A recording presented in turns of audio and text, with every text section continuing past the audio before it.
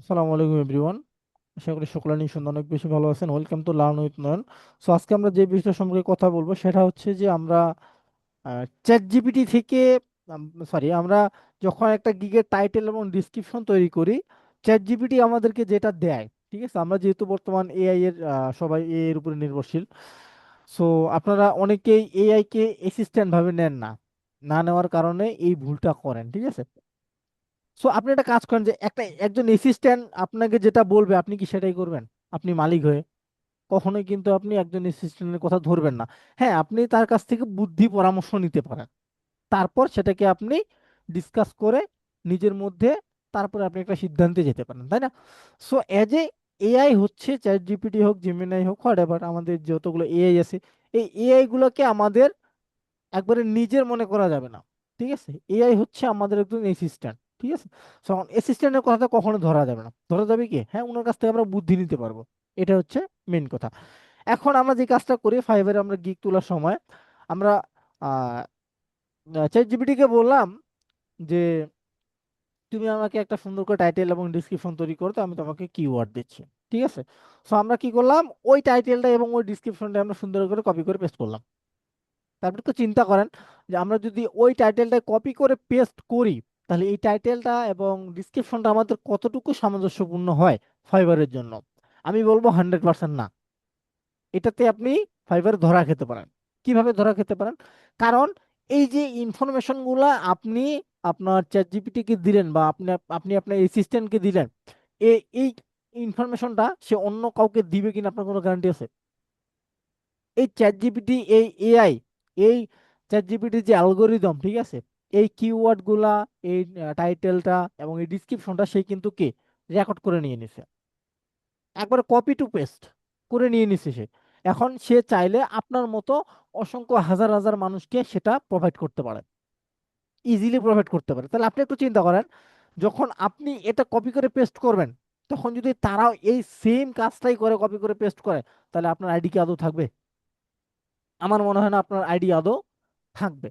সেই জন্য আপনি যে কাজটা করতে পারেন সেটা কি, সেটা হচ্ছে কি, আপনি সুন্দর করে এখান থেকে ফাইবারে যাবেন। ফাইবারে যাওয়ার পর আপনি ফাইবারকে কমান্ড করবেন। কমান্ড করার পর ফাইবার যেই রেজাল্টটা দিবে আপনাকে, ঠিক আছে, আপনি সেটা সুন্দর করে আগে পড়বেন, মন দিয়ে পড়বেন। ভাই, ইংলিশ না জানলে বাংলা করেন। বাংলা করার পর আপনি এটা সুন্দর করে পড়েন।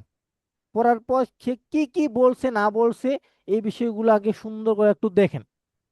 দেখার পরে আপনি নিজে একটা তৈরি করেন, নিজে থেকে তৈরি করেন। যেখানে আটকে যাবেন সেখানে চ্যাট জিপিটিকে আবার জিজ্ঞাসা করবেন, সমস্যা নেই। ওইখান থেকে আপনি আবারও বুদ্ধি নেন। আবারও বুদ্ধি নেওয়ার পর নিজে নিজে তৈরি করেন। ভাই, আপনি একজন হিউম্যান, ঠিক আছে, আপনার মতো বুদ্ধি চ্যাট জিপিটির নাই।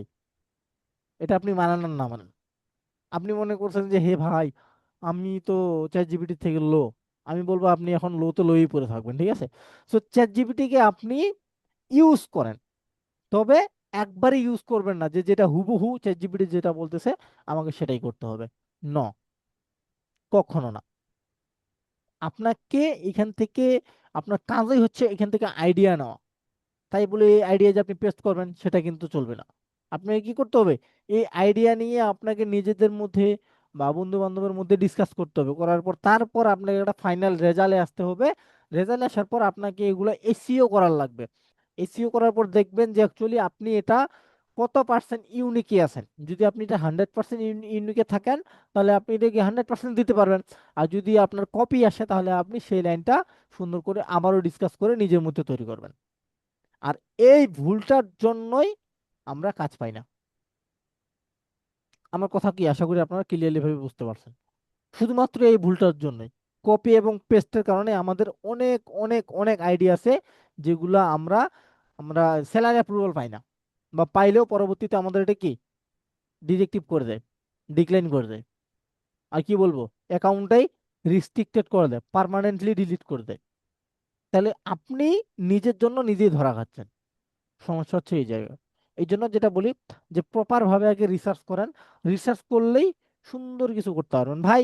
আপনি একটা 2 মিনিটের একটা কাজ, ঠিক আছে, ওটা যদি আপনি সারাদিন নিয়ে রিসার্চ করেন, দেখবেন যে ওই 2 মিনিটের কাজের মধ্যে আপনার কাছে অনেক কিছু ঢুকে গেছে মাথার মধ্যে, যে এটা থেকে এটা করা যাবে না, বা ওটা থেকে এটা করা যাবে। এই 2 মিনিটের কাজকে নিয়ে আপনি সুন্দর করে রিসার্চ করেন, 2 ঘন্টা লাগুক, 4 ঘন্টা লাগুক, 10 ঘন্টা লাগুক, নো প্রবলেম। আপনি রিসার্চ করবেন, যতক্ষণ পর্যন্ত আপনার রিসার্চটা শেষ হবে না ততক্ষণ পর্যন্ত আপনি পিসি থেকে উঠবেন না বা মোবাইল থেকে উঠবেন না। আর ভিডিও স্ক্রলিং করা বন্ধ করেন, নাহলে হরেকৃষ্ণ হয়ে যাবেন। Be careful. ওকে। সো আশা করি কি আমার কথাটা আপনি ক্লিয়ারলি ভাবে বুঝতে পারছেন। এইভাবে করে আপনি ভাই যে কোনো জিনিসে রিসার্চ করেন করেন না কেন, এআই কে কখনো আপনি নিজের মতো করিয়েন না।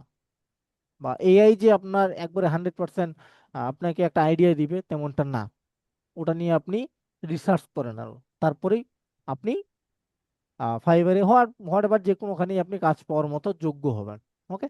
আপনি যদি বা আপনি একটা চাকরি করতেছেন বা আপনি একটা চাকরি করতে যাবেন, আপনাকে ইন্টারভিউতে নিল, ভাই আপনার দ্বারা যদি ওই কোম্পানির একটা লাভ না হয় তাহলে তো আপনাকে দিয়ে লাভ নেই, তাই না?